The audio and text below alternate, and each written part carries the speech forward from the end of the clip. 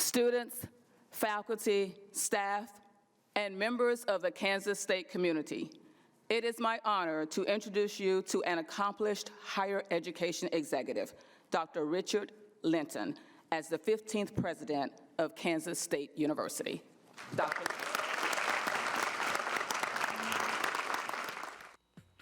Today on MHK All Day, find out what made our newly elected K-State president stand out among other candidates. Next, a Christmas cookie recipe that will get you in the holiday spirit. And later, we'll take a look at how one K-State athletic program earned their first postseason appearance since 2016. All this and more coming up on MHK All Day.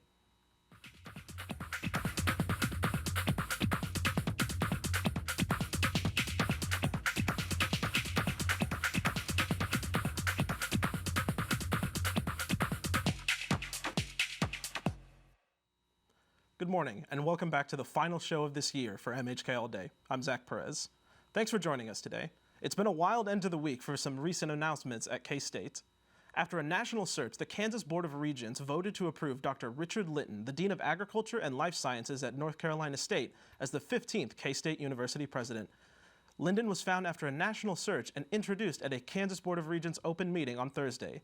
Linden has been a dean of NC State for about a decade. He plans to take over as president in mid-February.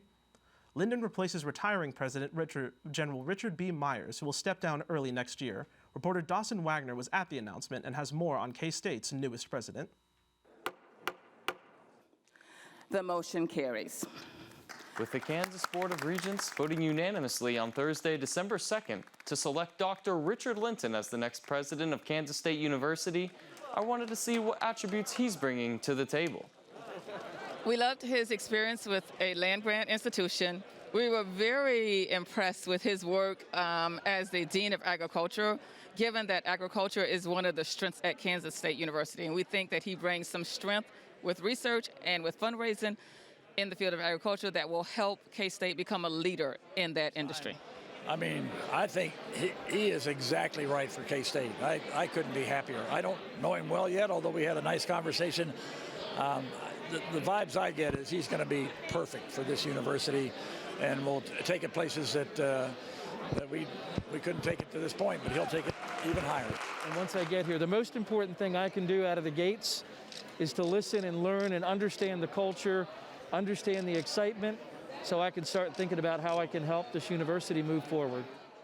So with impressive qualifications in agriculture and food science, Linton is set to arrive on February 14th of 2022 to begin his time as the next president of Kansas State. And for the last time, I'm Dawson Wagner for MHK All Day. The Manhattan Afghan Resettlement Team has continued looking for volunteers over the last few months. Christian Watkins is the communications chair of the team and has provided insight into the diverse volunteers of the group.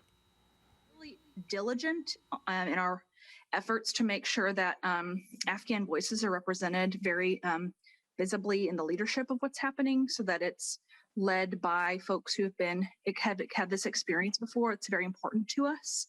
And I think it means that when we're thinking about how to welcome families to the community, we're able to do that on cultural terms from Afghanistan, rather thinking about like, what does it mean to be resettled in Kansas? And I've never lived in Afghanistan, for example, so we're really diligent about that. Reporter Kate Kennedy was back in Aggieville this week to ask residents their thoughts on these refugees coming to Manhattan.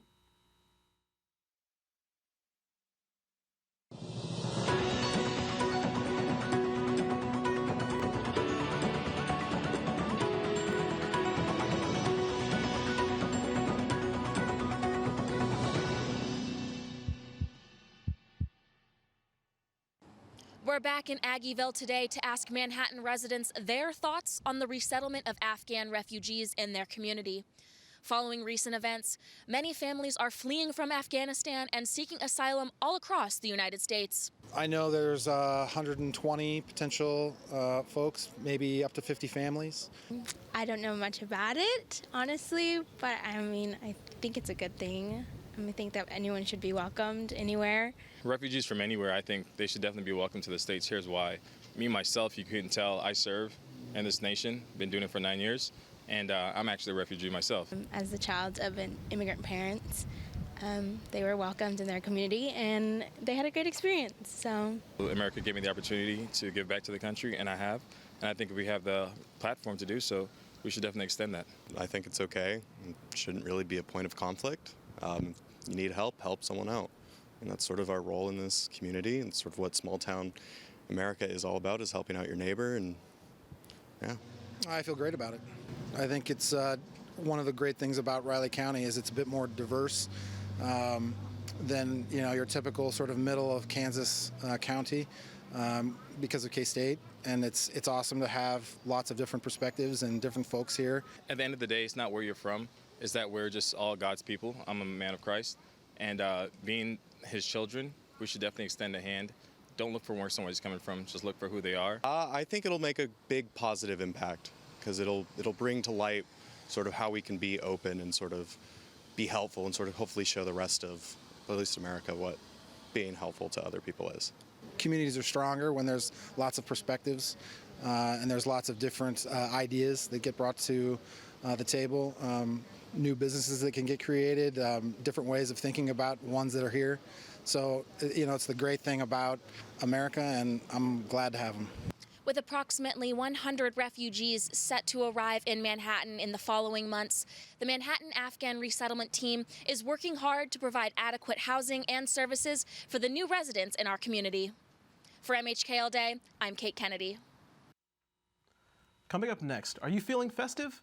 Next, we'll learn a holiday cookie recipe that will rock your Christmas party. That and more up next.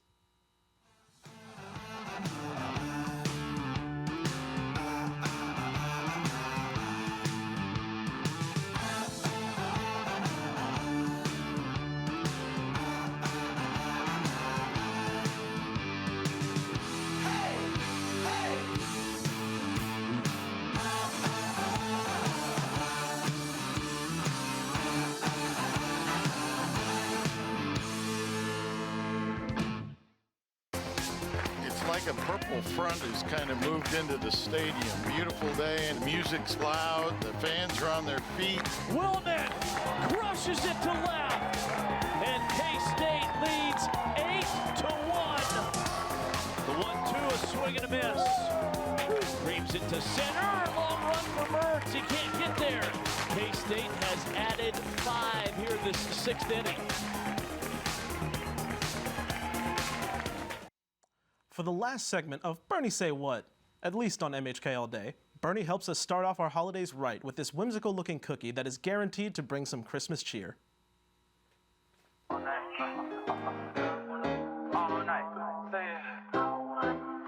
Bernie Say What?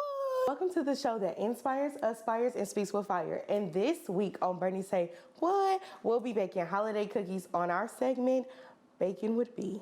So, first, you'll need all your dry ingredients right here and all your wet ingredients right here. So right here you see me freeze frame, psych. So what you want to do is take a pause to this video so that you can see all the ingredients that you need, and I'm going to voice over the rest of this. I also got this recipe from Delish, so if you want to look that recipe up, it's the Christmas pinwheel cookies from Delish. So let's get into it. So first, you see me right here mixing all the dry ingredients together. So you're going to need 2 1/4 cup of flour, 1 tablespoon of baking soda, and a 1/2 teaspoon of kosher salt. And that's kind of what I'm doing, mixing it all together, making sure it's all thoroughly mixed in. And then next right here, you see me mixing in 2 sticks of butter with granulated sugar, and I'm beating it. And then I'm adding in 1 large egg, and I'm gonna mix all that together. So I have my dry ingredients and my wet ingredients, and I'm just mixing it all nice and thoroughly. And the butter's also softened, if I didn't say it before. And then boom, now we just mix all of that together so I can make the dough. I also added 3/4 tablespoon of almond extract, and then boom, now you got cookie dough. So now you see me splitting the dough in half to start to make our pinwheel Christmas cookie, and I'm gonna throw it in a bowl, and then I'm going to add our red food coloring. So I decided to do red and green, even though the recipe only calls for red. So I got my Grinch green and my ripe red, my Christmas red, okay? And then now you see me kind of rolling it into a log because the recipe calls for you to sit the dough in the refrigerator overnight to get it all stiff and stuff. It's kind of looking like Play-Doh right now. And I'm like playing with it to roll it up to make those beautiful swirls. You want to get it nice and tight as well. And then now you see me kind of rolling it out because if I would have left them that thick after I cut them like that, it would have like rolls like that and baked like that. And then the recipe calls for sprinkles, but they're optional, so you can and cannot. As y'all can see, I got them kind of set up. And even if you want to like take your favorite Christmas plate and kind of set it up on some cookies for Santa, because I think these are great. Pair it with your favorite Christmas cup, your favorite Christmas drink. You know, I got my little milk on the side. And we just going to try it out. So I'm going to try the one with the sprinkles, you know. And then, oop, nice and fluffy. Take a little piece.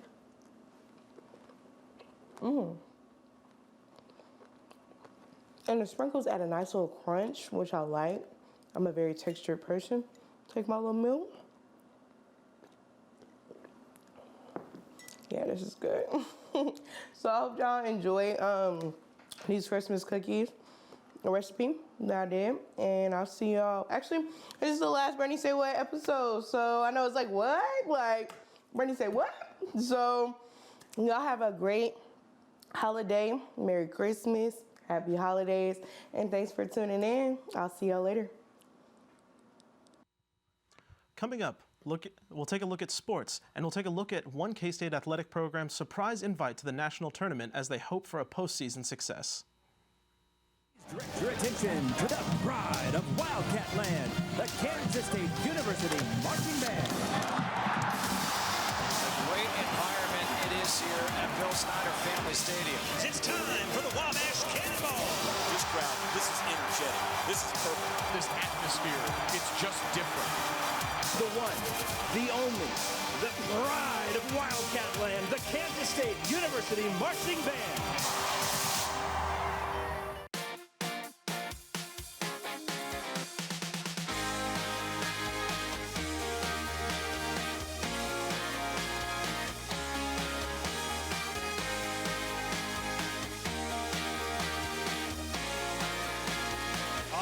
Dribble, and it is showtime!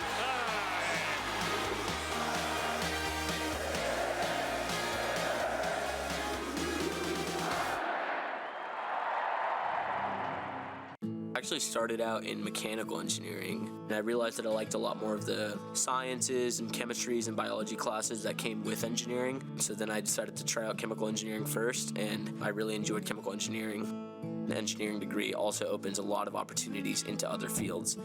Hoping to go to law school after I graduate to study patent law. It's a really good opportunity to take what you had learned with your engineering degree and apply it more so in a law or government-based application. What the radio station has done for me, it has allowed me to use my public speaking capabilities and provide it into a entertaining way. I would say the fact that most of the classes I've taken have not just been fluff, like they feel like they've actually prepared me for the world.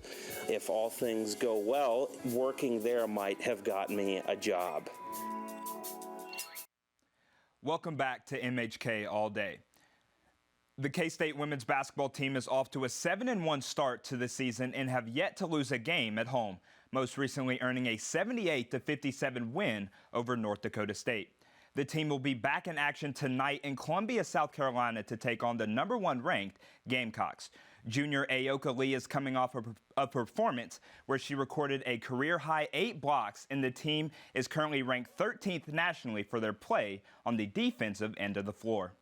I think it's just like all of us coming out and like having that collective effort and like knowing my teammates. Like Bri, I know she's gonna lock up, and that's one thing that like we can build momentum from and like play off of. And yeah, so I think just continuing to do that has been really good, and it's been really fun to be on that end of the floor with them. And tonight, the K-State volleyball team will take on the Florida State Seminoles in the first round of the NCAA volleyball tournament in Lincoln, Nebraska. The program has an all-time record of 2-1 against the Seminoles, but this will be the first time they have squared off in the postseason.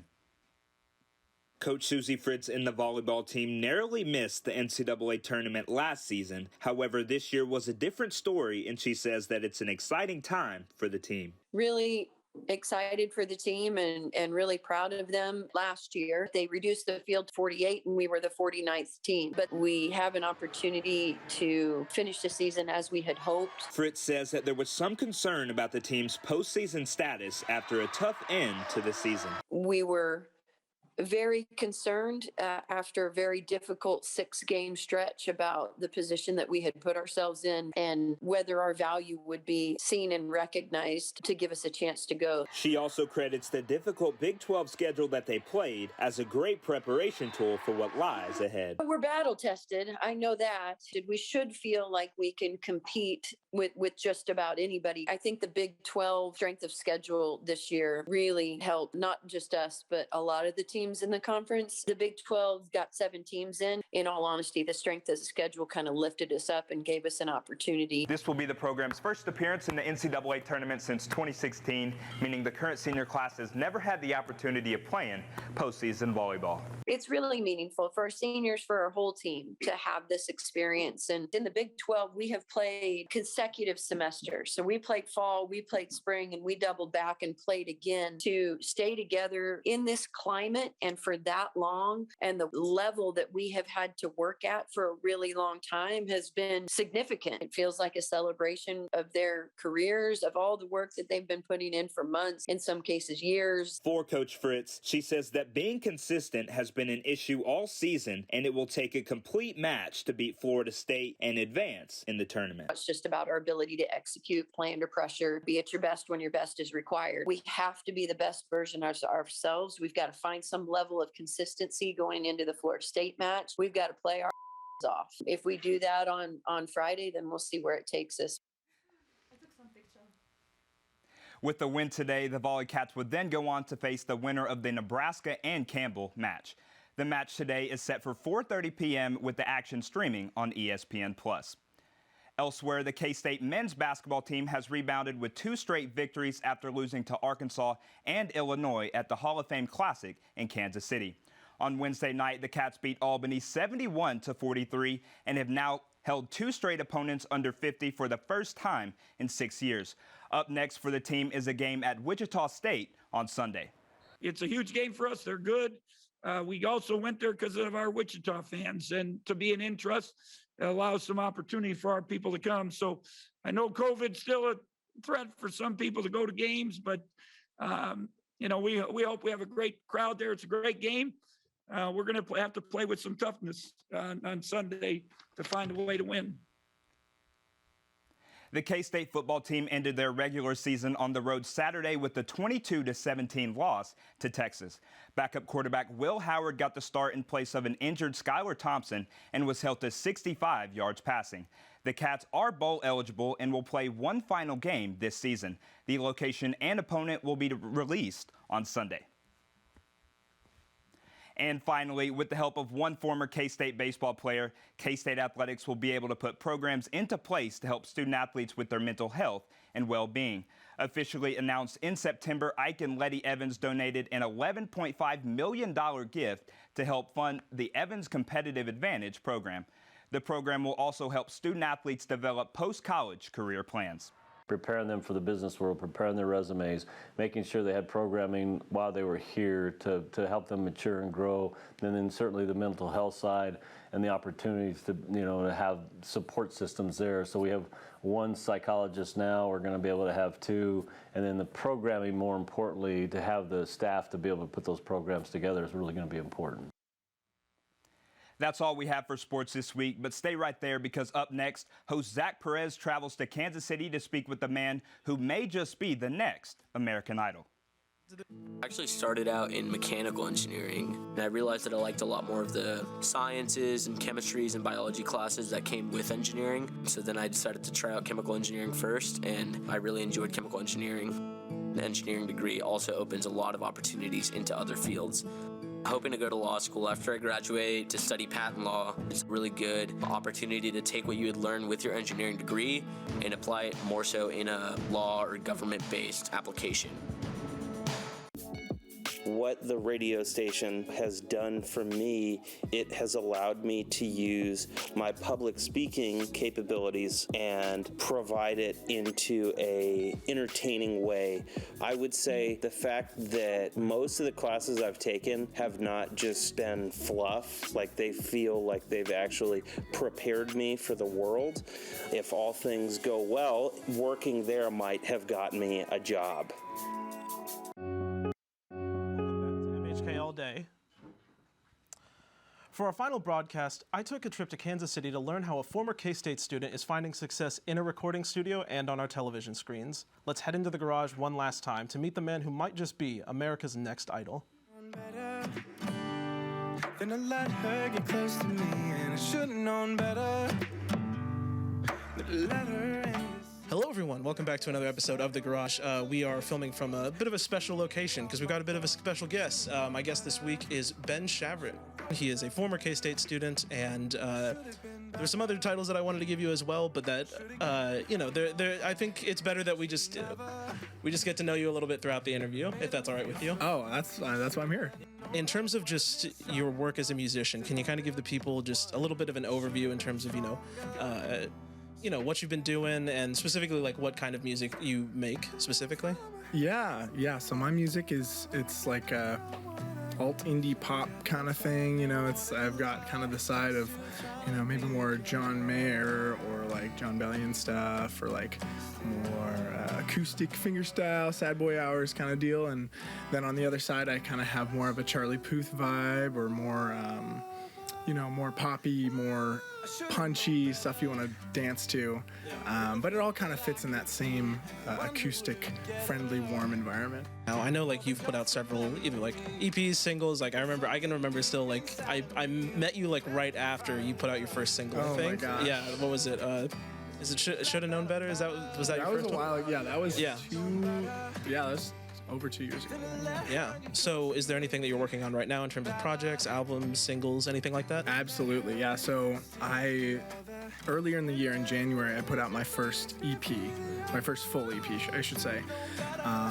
And that was a ride. I got to, I played for Coachella, I played for, opened for Spencer Sutherland and all that stuff. And I got to really show that off. I've been playing shows in Kansas City, but right now, do the inside scoop. So I have 2 songs that are like 80% done that I'm like almost ready to put out. And I've also been collaborating with these great guys in LA called Code Pink Music. We have 2 and almost 3 songs now that we're just ready to release the Kraken onto the public.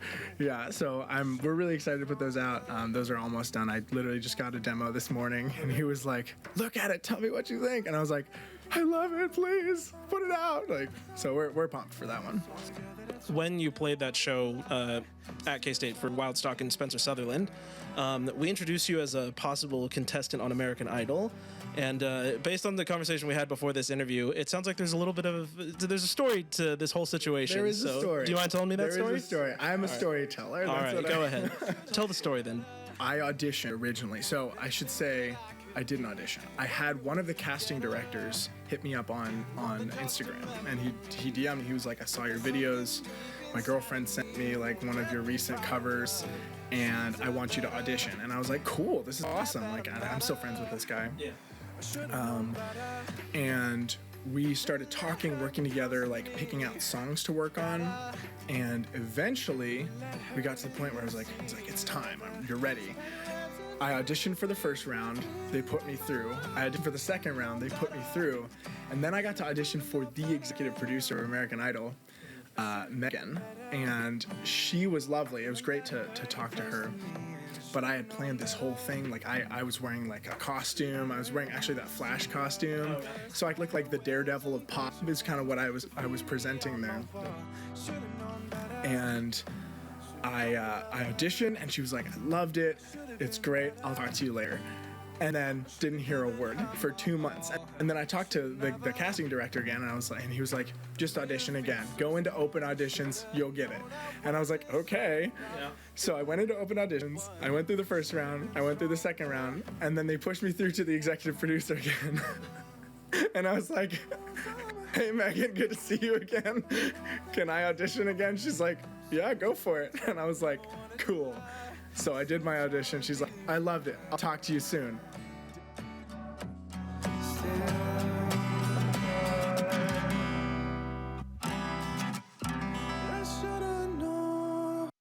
You can follow Ben on Instagram to find more information on his previous and upcoming projects. Now for our final show of the semester, we thought we'd do something special. With us today, we have Aaron Julian from the band The Same Sounds. Hello. And The Same Sounds will be playing a show next Friday, December 10th, at the Hat in Aggieville. With 5 acts, it's set to be one of Manhattan's biggest lineups in recent history. But before I hand it over to Aaron, I wanted to say, on behalf of all of us here at MHK All-Day, thank you for letting us inform and entertain you this semester. We've greatly appreciated your viewership and support. But with that, I'll hand it over to Aaron. Like he said, I'm Aaron from Same Sounds. We're playing a show next Friday at the 10th, and we're playing the show tonight at 8:30 more. Music at 8, we should come out. The song's called Balance.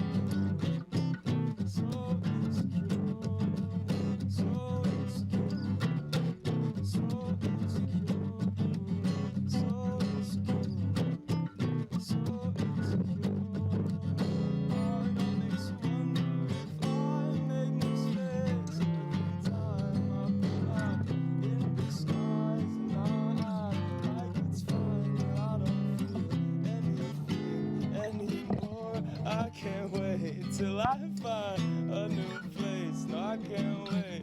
All I want's another.